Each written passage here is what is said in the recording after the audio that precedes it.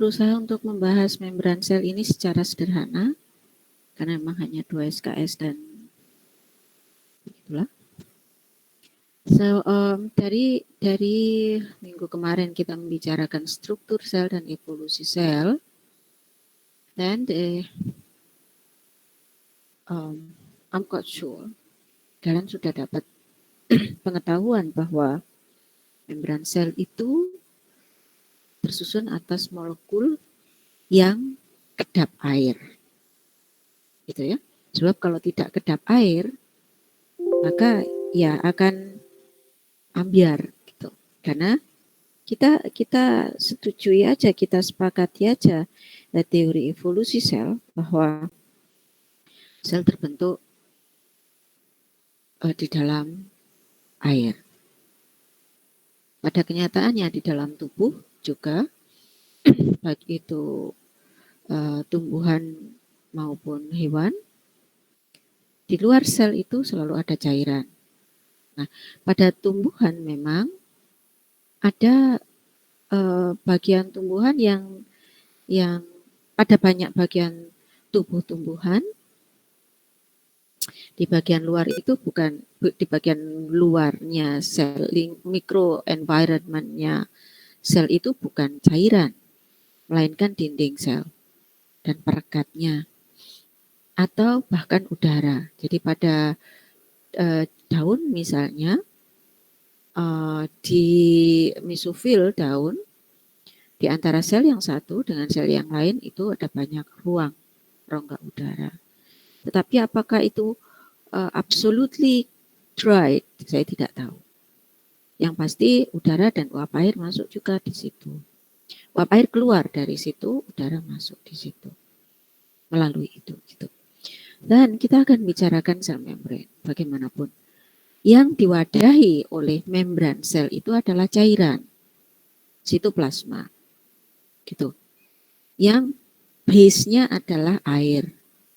Bayangkan kalau kemudian kantongnya itu terbuat dari, membran itu terbuat dari protein, maka itu akan sangat rigid. Bahwa protein itu ada yang amfipatik, ya, plus minus gitu. Ada yang bagian yang polar, ada yang bagian non polar. But then kalau seluruh membran itu protein,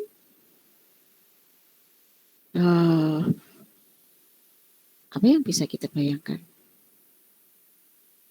Protein itu something like yogurt, lebih kental lagi. Keju, itu mostly protein. Gitu. Maka kita tidak akan bisa lentur bagian-bagian tubuh kita. Itu aja. Dan kembali lagi bahwa yang diwadahi itu adalah air. Maka harus molekul yang kedap. But then, sel tidak bisa menyiapkan segala kebutuhannya sendiri. Harus ada material dari luar, harus ada nutrisi dari luar sel. Kita bilangnya nutrisi. Kemudian dari sel sendiri, ada produk-produk yang harus dikeluarkan. Karena tidak seluruh produk sel itu dibutuhkan oleh sel itu sendiri. Maka kemudian perlu struktur membran ini yang fleksibel. Pada bagian-bagian tertentu ini sangat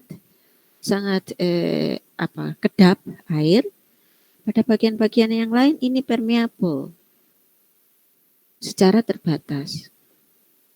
Sehingga kemudian secara fisik membran ini harus bersifat semi permeable. Jadi bukan seperti kantong teh celup. Begitu di kantong teh celup itu semi permeable, ding. Air bisa masuk, bisa keluar juga, tapi partikel daun teh tidak bisa keluar. Kantong teh celup. Oke. Something like that. Nah, karena bagian dalam ini adalah air dan bagian luar ini adalah air, dalam halnya itu sel hewan, maka kantong kedap ini harus dilengkapi dengan bagian-bagian yang suka air. Nah, ini adalah molekul lipid yang kemudian diberi gugus yang hidrofilik.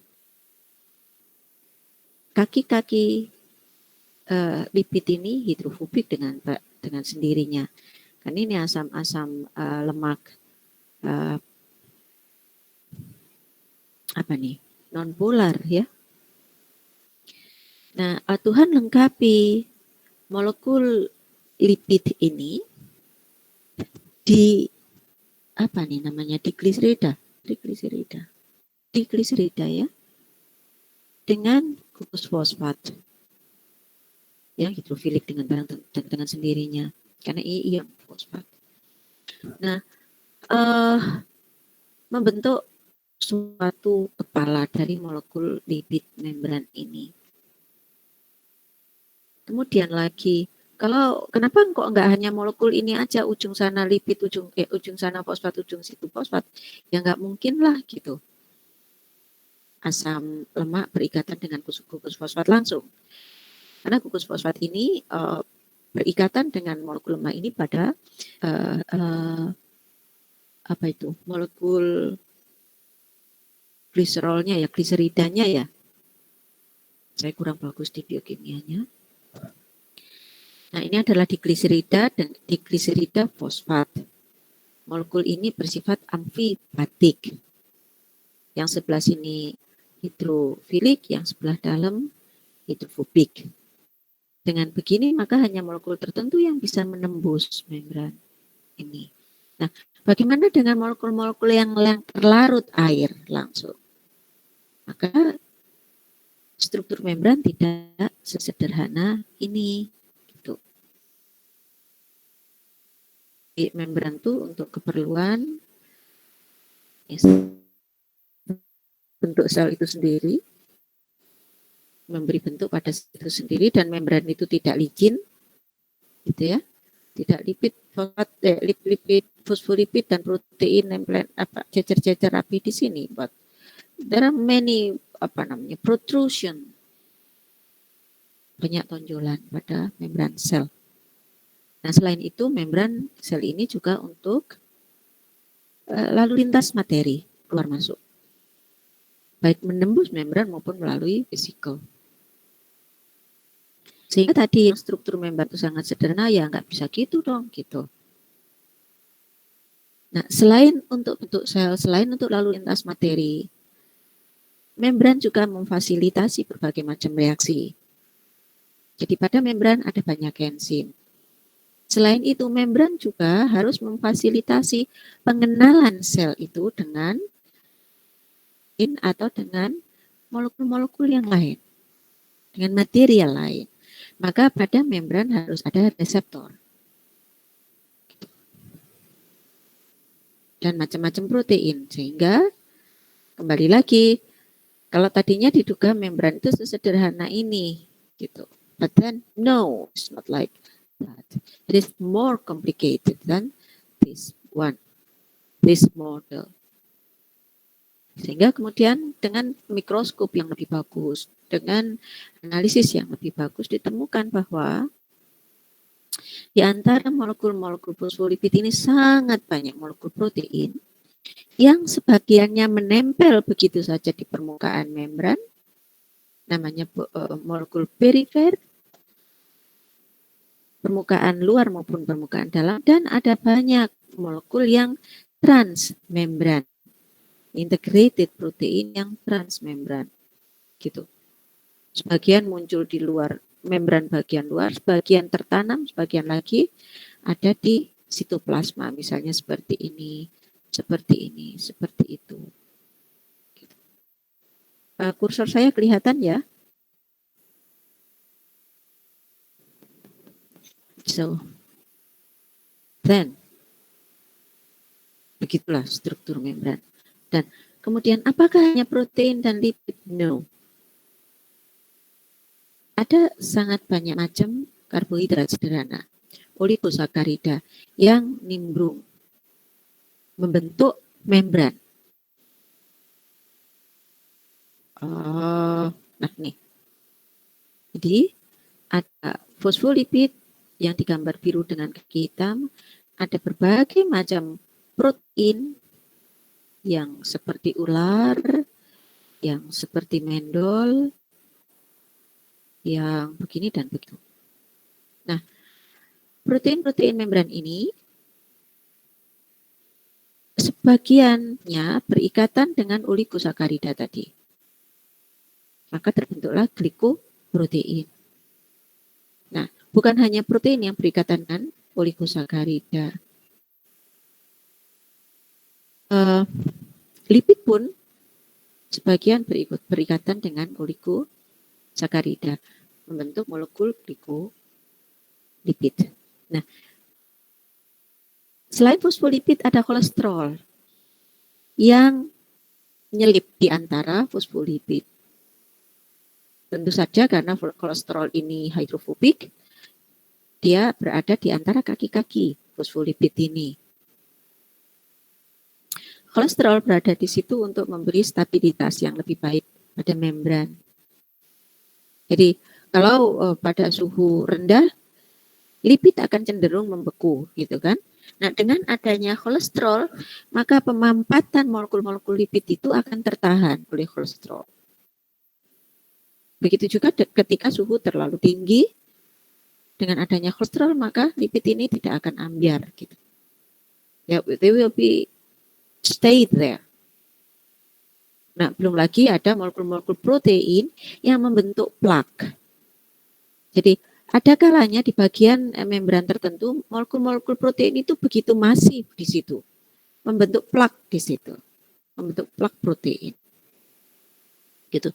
Nah, melalui mikroskop elektron, kita bisa melihat membran sel itu seperti ini aja. Ada double layer di situ. But I'm not sure. Ini apa reticulum endoplasma smooth? Oke.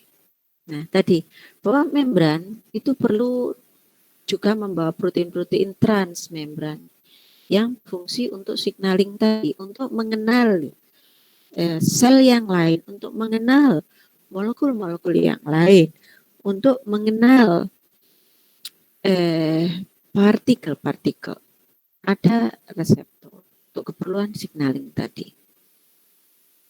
Protein-protein ini menerima ligan, kemudian dengan pengikatan protein dan ligan, seperti ini misalnya, maka reseptor, protein reseptor tersebut akan menjadi aktif. Di sini ada reseptor 1 dan ada koreseptor yang kemudian dengan adanya ligan berikatan dengan protein membran ini, maka protein membran yang lain menjadi aktif, merekrut protein sitoplasmik, maka terjadilah aktivitas-aktivitas sitoplasmik di sini, aktivitas selular di dalam sitoplasma, yang kemudian akan berlanjut dengan diekspresikannya suatu gen, misalnya, atau diaktifkannya suatu metabolisme, misalnya, atau disusun ulangnya kerangka sel, sehingga kemudian sel itu berubah bentuk.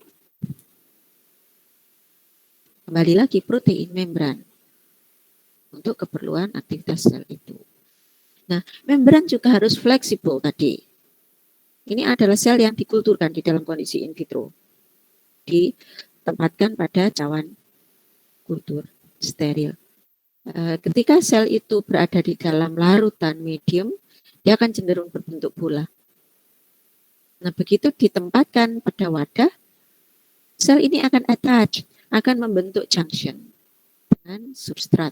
Selanjutnya sel itu akan melepet gitu, seperti ini, dan akan pada saatnya akan membelah diri atau berpindah ke tempat lain. Mungkin sudah saya sampaikan juga, biologi punya mikroskop untuk mengerjakan ini, yang sekarang sudah 3 atau 4 tahun mangkrak mikroskop itu. Sangat mahal, 700 juta, but then now mikroskop itu mangkrak. Semoga ke depan ada yang mengaktifkan lagi. Sayang.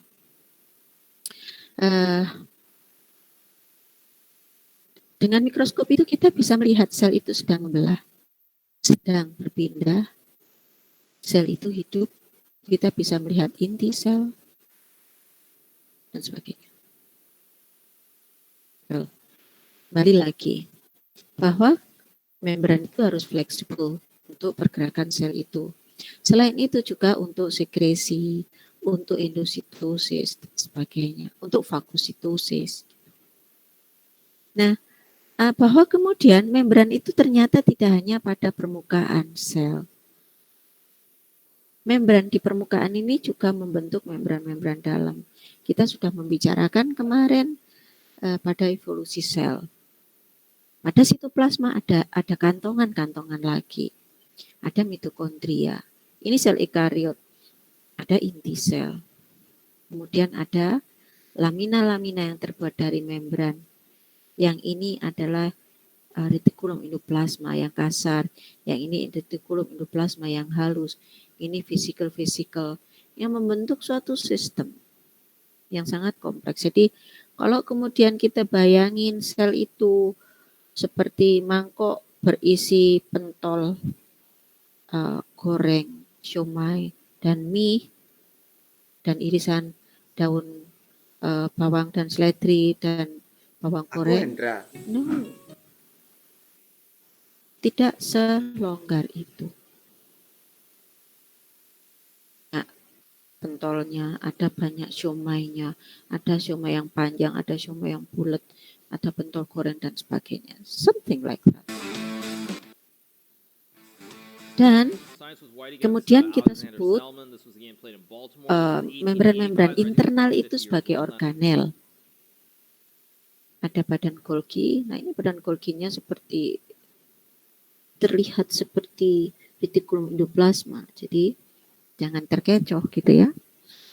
Ada retikulum endoplasma, ada badan Golgi, ada vesikel, ada lisosom, ada mitokondria, dan sebagainya. Dan struktur-struktur di dalam sitoplasma tadi, struktur membran di dalam sitoplasma itu saling berinteraksi, saling berinteraksi untuk melaksanakan fungsinya masing-masing bersama-sama. Sehingga sel itu bisa menjalankan fungsi hidup secara utuh. Di sini kita melihat ada gambaran material yang tadinya ada pada retikulum endoplasma. Kita bisa menduga ini protein gitu ya. Ada protein disintesis di retikulum endoplasma. Setelah itu, retikulum endoplasma ini akan membentuk vesikel untuk memindahkan material ini ke dalam pada badan Golgi. Kita akan bicarakannya nanti in more detail. Di menit berikutnya, ini 5 menit, diamati sel itu dengan marker pastinya. Setelah 20 menit, molekul yang tadinya di RE ditemukan ada pada Golgi dan ada pada vesikel. Nah, setelah 40 menit, molekul itu tidak ada lagi di RE, tidak ada lagi di Golgi, tetapi sudah ada pada vesikel-vesikel yang dekat dengan membran dan sebagiannya sudah disekresikan, dikeluarkan dari sel. Ya, kita bisa melihat di sini ada lalu lintas materi, gitu. Ada hubungan antara membran yang membentuk RE dengan membran yang membentuk Golgi dan vesikula sekretoris. Ini kompleksiti internal tadi. Foto mikroskopik, elektron mikroskopi yang section yang disayat. Kita bisa melihat di sini ada badan Golgi, ada ribosom yang melekat pada membran, dan di sini ada benang-benang halus. Kita bisa yakin bahwa ini adalah RE, retikulum endoplasma kasar, yang sedang mensintesis, sedang translasi protein. Nah, dengan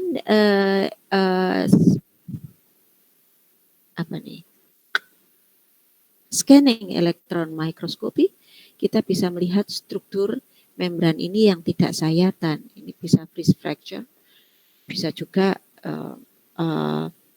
gold plated fotografinya. Jadi sel itu dipecah kemudian atau di sayat kasar, bukan di sayat halus seperti ini. Ini thin section. Yang ini mungkin semi thin. Kemudian sayatan itu dilapisi dengan emas dan diletakkan pada mikroskop scanning elektron mikroskop. Kita akan bisa melihat seperti ini. Pada ribosom menempel pada membran, pada lamina-lamina yang terbuat dari membran. Ini retikulum endoplasma kasar. Kemudian ada lamina-lamina lagi yang tidak ditempeli oleh ribosom. Itu adalah retikulum endoplasma halus. Yang ini adalah mitokondria. Kemudian ada juga lamina-lamina dari membran yang bentuk stuck, tumpukan-tumpukan sedemikian rupa dengan vesikel masuk dan vesikel keluar.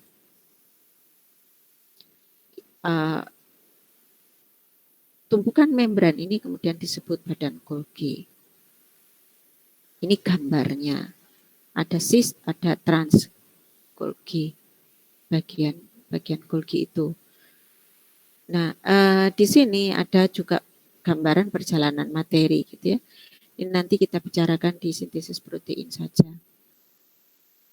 Yang lain adalah kloroplas. Internal complexity-nya endomembran itu. Ini adalah gambar kloroplas yang ideal, tapi tidak real. Karena di sini seperti ada sesuatu dikantongi oleh membran double. Membran yang di dalam matriks ini disebut matriks jadinya. Di dalamnya kloroplas itu disebut tilakoid. Dan tilakoid yang numpuk itu disebut apa nih? Granum gitu. Bagaimana sih realnya? Ini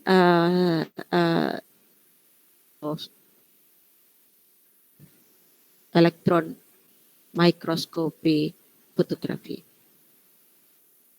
Kita bisa melihat di sini, ini membran luarnya kloroplas, langsung berhubungan dengan membran dalamnya kloroplas, dan membran dalam kloroplas ini langsung berhubungan dengan tilakoid. Gitu.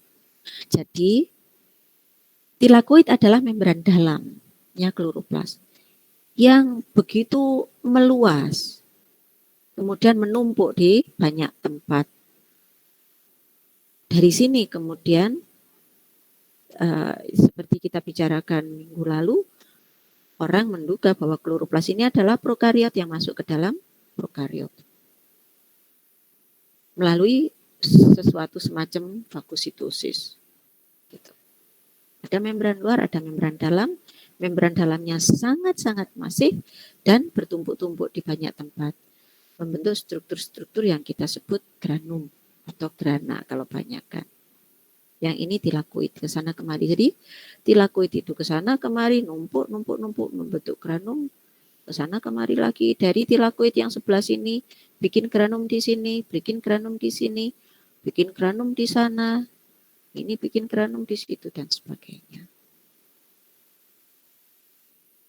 In the more careful observation, yang ini tadi adalah scanning elektron mikroskopik fotografi, kita bisa melihat kok kayak mitokondria Bu, ya biarin aja, ini adalah kloroplas gitu.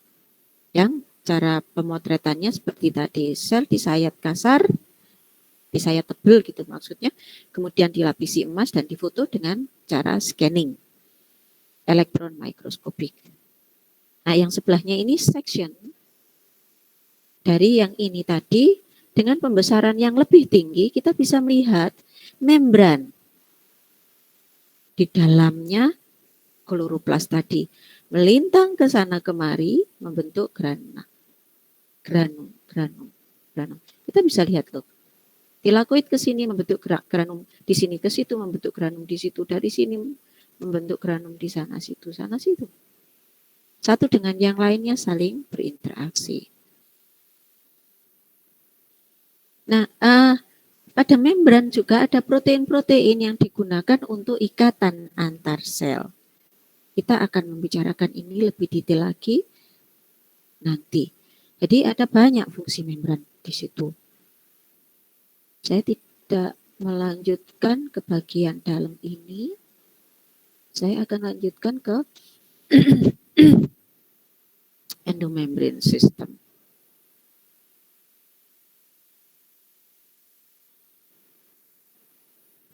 Mana ininya pencetannya? Oke, seperti tadi saya sudah sampaikan, bahwa di dalam sel ada banyak membran. Nah, gambar ini menunjukkan hubungan struktural dan hubungan fungsional membran. Baik itu membran plasma, jadi membran luar ini disebutnya membran plasma, maupun membran-membran internal. Kita lihat di sini, di bagian pojok sini, kanan sini. Ada membran sel yang kemudian melekuk ke dalam. Dengan marker maupun tidak dengan marker.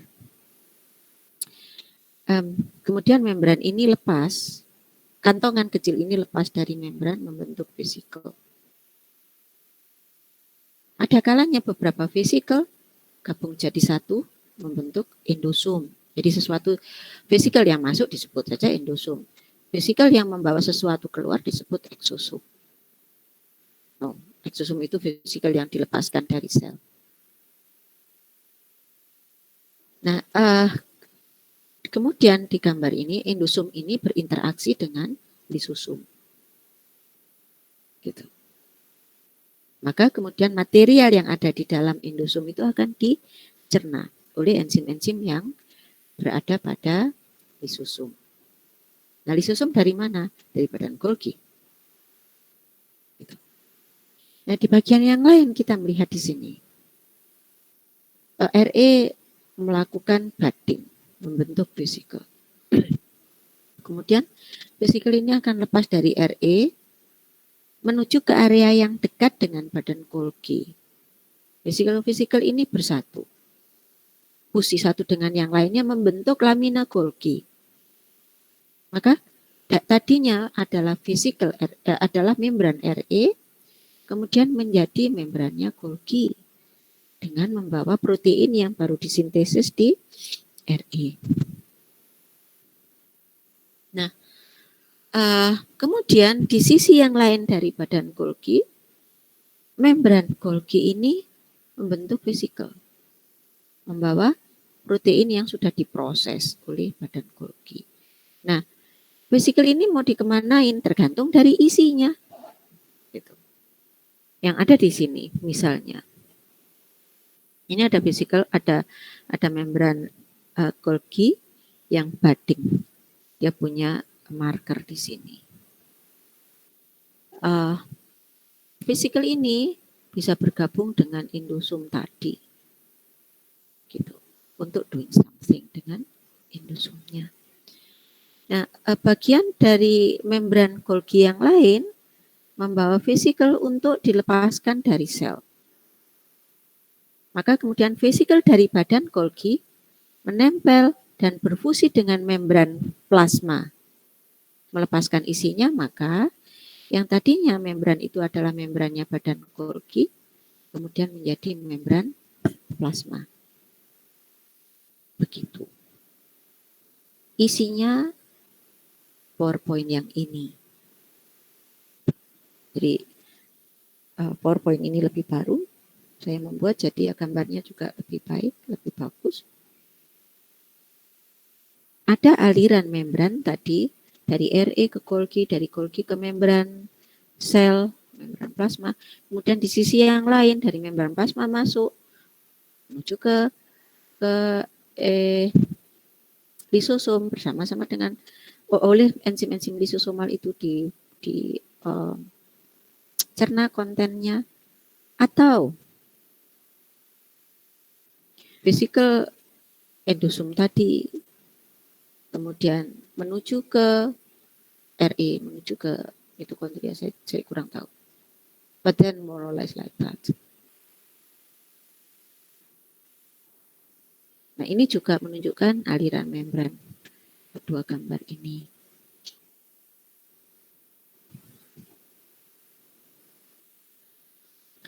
Ini adalah foto-foto mikroskopik, elektron mikroskopi yang kemudian diberi false staining, diwarnai sendiri. Kayak zaman sekarang itu ada foto-foto hitam putih, foto-foto zaman dulu yang kemudian nggak tahu pakai aplikasi apa itu menjadi berwarna.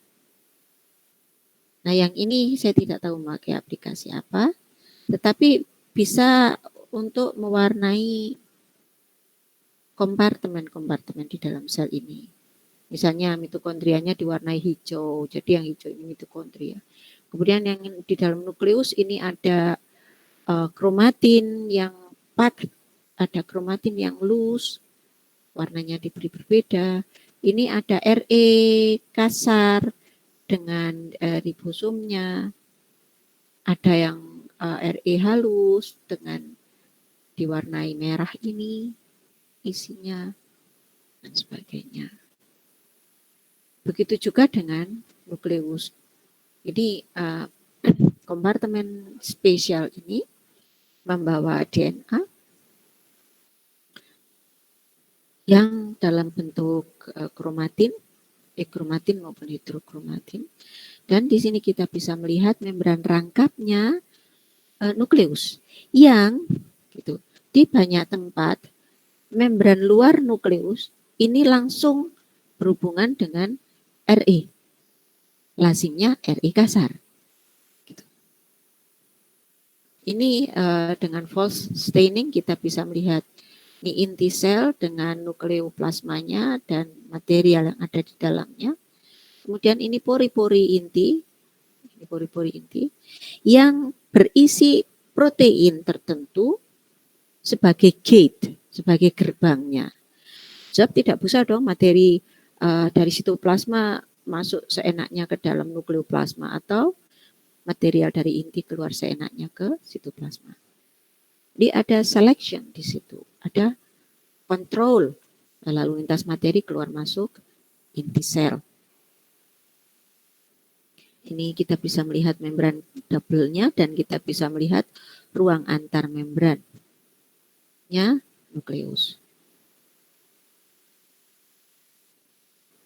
Yang ini mitokondria, kita bisa melihat juga double membrane.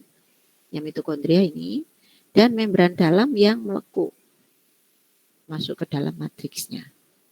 Berlekuk-lekuk seperti itu. Membran luarnya ada kalanya bersinggungan dengan RE. Ini dengan false staining, scanning elektron mikroskopi, kita bisa melihat bagaimana membran internal sel yang berbentuk, yang berupa mitokondria. Dan ini adalah retikulum endoplasma, sepertinya. Sebagian kasar, bagiannya halus. Kloroplas tadi, saya suka gambar kloroplas 2 ini dari zaman kuno. Karena bagus mendeskripsikan struktur internalnya kloroplas. Yang ini scanning elektron mikroskopik dengan false staining juga. Kita bisa lihat kloroplas. Kok kayak mitokondria, Bu? Iya, biarin aja. Gitu. Di sini kita bisa lihat benar membran luarnya kloroplas, di sini ada membran dalam yang langsung melekuk ke dalam membentuk tilakoid yang di sini numpuk, di situ numpuk, membentuk grana. Ini bagian luar kloroplas, material di sekitar kloroplas. Golgi apparatus. Tadi sudah gambarnya. Yang ini scanning elektron mikroskopinya dengan false staining. Kita bisa melihat nih membran-membran yang membentuk apa nih tadi? Lamina-lamina. Gitu. Bertumpuk dan di sana sini ada vesicle. Vesicle yang bergabung membentuk Golgi maupun vesicle yang lepas dari badan Golgi. Di sini kita bisa lihat banyak banyak-banyak physical berfusi untuk menjadi bagian dari badan Golgi. Jadi badan Golgi ini bongkar pasang, gitu. Bukan physical masuk ke dalam badan Golgi terus keluar lagi, no. Physical bergabung membentuk laminanya Golgi. Di sisi yang lain, laminanya Golgi merotoli, membentuk physical lepas. Jadi untuk sekresi tadi, untuk pencernaan internal sel dan sebagainya. Ini retikulum endoplasma, kita bisa melihat ke gambar yang kanan dengan false staining, scanning elektron mikroskopik, kita bisa melihat bahwa di dalam sel itu begitu kompleks. Ini retikulum endoplasma kasar dengan ribosom, ini mitokondria, ini seems like smooth RE, yang ini membran entah apaan, ini physical, sangat banyak. Smooth reticulum endoplasma tadi dengan ini seperti mitokondria sih, ini banyak-banyak. Golgi apparatus. Nah ini peroksisom, lisosum dan autofagosum. Ada physical kantongan-kantongan yang berisi enzim-enzim spesifik. Tadi ada yang namanya lisosum, ada yang namanya peroksisom. Kemudian ini mitokondria. Nah, kita bisa lihat di sini ada autofagosum. Ada badan Golgi yang kemudian akan dicerna oleh lisosum. Atau lisosum ini baru dibuat dari badan Golgi. Bisa kedua arah itu. Nah, di bawah ini autofagosumnya mitokondria. Jadi mitokondria yang udah rusak itu ya akan difagositosis oleh sel itu sendiri. Ini ada gambar di depan tadi. Ini. Misalkan ada di sini mitokondria yang sudah rusak, maka mitokondria ini akan difagositosis sendiri oleh sel itu. Internal, nggak pakai dikeluarin dulu, kemudian fagositosis. Di sini ada autofagositosis dari dalam sel. Kemudian ada lisosum yang akan menghancurkan mitokondria ini.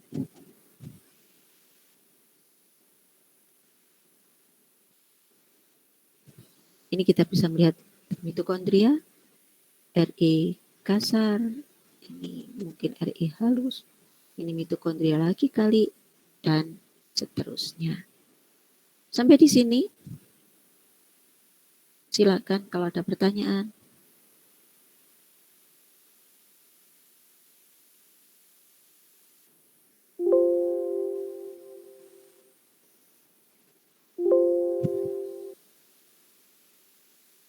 Halo mahasiswa, ada pertanyaan?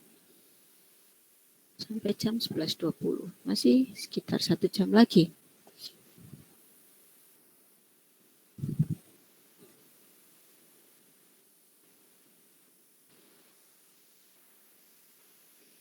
Halo? Tidak ada? Atau sudah cukup?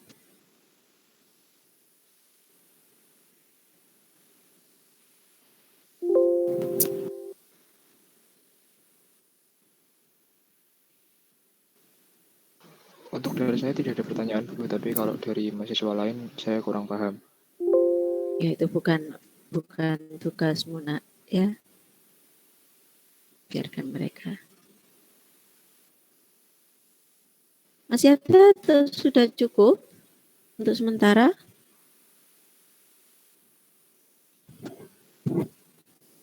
Sementara sudah, Ibu.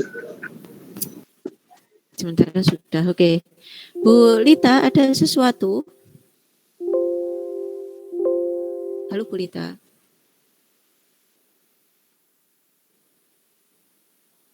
Lita tidak. Oke. So then, what do you think?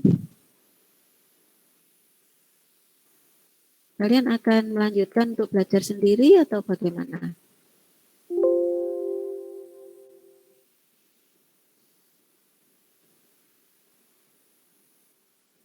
Halo?